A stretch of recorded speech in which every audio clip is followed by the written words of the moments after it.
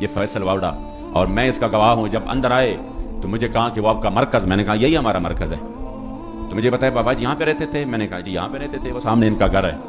تو کہہ رہا کہ آپ سعد صاحب جو ہے امیر محترم کا نام لیا، وہ بھی یہاں پہ رہتے ہیں؟ میں نے کہا حضور وہ بھی یہاں پہ رہتے ہیں. تو سامنے وہ چھوٹا سا کمرہ تھا، تو اسی کمرے میں جب بٹایا تو وہ ادھر ادھر دیکھنے لگا. اسی وقت ان پر ہیبت طاری ہو گئی.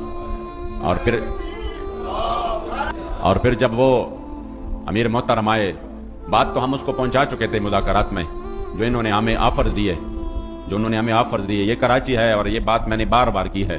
اور الحمدللہ پھر اللہ کے گھر میں اور پھر اتنی ذمہ داری کی جگہ پر جھوٹ بولنا یہ بہت بڑا جرم ہے. اور یہ بار بار میں نے پشتو میں، اردو میں، یہ ہے سوشل میڈیا پر، کہ انہوں نے ہمیں کہا نا کہ آپ اس معاہدے سے پیچھے ہٹ جائے تو ہم آپ کو یہ دیں گے، ہم آپ کو یہ دیں گے، تو ہم آپ کو یہ دیں گے. بہت سارے انہوں نے ہمیں آفرز کیے، سینٹ بھی دیں گے، ہم آپ کو آن دا اسپاٹ جتنا پیسہ آپ مانگتے ہیں ہم آپ کو پیسہ بھی دیں گے. اور یہ نہیں کہ ہم یہ پیسہ اس لیے دے رہے ہیں کہ ہم آپ کو خرید رہے ہیں، نہیں، آپ تو ماشاءاللہ دین کا اتنا کام کر رہے ہیں کہ ہم یہی چاہتے ہیں کہ ابھی آپ ایک مسجد میں کر رہے ہیں تو ہم آپ کو بازار میں لے کے چلیں. ابھی آپ صرف پاکستان میں کر رہے ہیں تو ہم چاہتے ہیں کہ آپ جو ہے نا دنیا میں گھومے پھرے. اس کو بھی ہم پاسپورٹ دیں گے، آپ کو بھی وہ پاسپورٹ دیں گے، تو آپ کو ویزو کی بھی ضرورت نہیں رہے گی. آپ گھومے پھرے، اس مشن کو آگے بڑھائے، اپنے مساجد کو پیسے دے، اپنے مدارس کو دے، اپنے شہداء کو دے، اس پہ آپ دین کی خدمت کرے.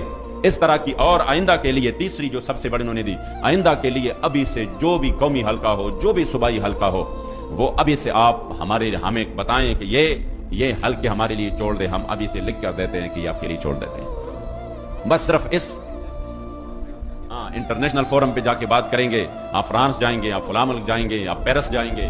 ان کا یہ مطلب تھا کہ یہ جو ہے نا مولوی ہے، اب ان کی آنکھ اس طرح کھلی رہ جائیں گی کہ یہ تو معاملہ ٹھیک ہوا تو ٹھیک ہے، ہم جو ہے نا اس میں یہ کرتے ہیں وہ کرتے ہیں. جب بات کی تو ہمیں تو امیر صاحب نے کلم کلا جو ہمیں انہوں نے بات کی تھی ترجمانی کے طور پر، ہم نے وہ بات آگے پہنچائی ان کو کہ ہمارا تو مقصد یہ نہیں ہے، ہمارا تو مقصد یہی ہے کہ جو ہمارے سامنے معاہدہ ہو چکا ہے اس پر عمل اب کیسا ہوگا.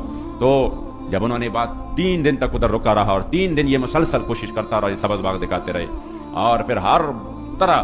تو آخر میں کہا میں امیر صاحب سے ملنا چاہتا ہوں. تو میں نے کہا بات تو وہی ہوگی جو میں نے آپ کو کہہ دی ہے. کہہ رہے نہیں میں تعزیت کرنا چاہتا ہوں تاکہ ان سے میں تعزیت کروں. میں نے کہا تعزیت ہو سکتی ہے. تو جب آئے اور پھر امیر صاحب سامنے، تو انہوں نے پہلے دعا کی، تو دعا کے بعد کہا کہ میں نے تو ان کو ایک بات کی تھی تو وہ آپ کو بتائیے. امیر صاحب نے کہا جی بتائی ہے. تو کہہ رہا ہے کوئی تو آپ مانے نا، میں نے تو اپنے وزیر اعظم صاحب کو بالکل کہا تھا کہ میں یہ مسئلہ منواؤں گا ان سے اور میں حل کر کے آ جاؤں گا. تو آپ نے تو 3 دن میں نے یہاں پہ گزارے، تو کم از کم ایک بات تو آپ مان لینا. تو امیر صاحب نے کہا کہ کہہ رہا کہ میں کہ اپنے وزیر اعظم کے پاس کچھ تو لے کر جاؤں نا، کچھ تو لے کر جاؤں. چلو ایک بات تو مانے نا، ایک بات مانے، آپ اس سے پیچھے ہٹ جائیں تو ہم آپ کو دے سکتے ہیں سب کچھ. تو امیر صاحب نے کہا نہیں، ہم تو آپ کو بہت بڑی بات دے کر رخصت کر رہے ہیں. انہوں نے کہا کیا دے کر رخصت کر رہے ہیں؟ 3 باتیں میں نے اتنی بڑی آپ سے کی ہے، اس میں سے ایک بھی نہیں مانا، تو مجھے کیا دے کر رخصت کر رہے ہو؟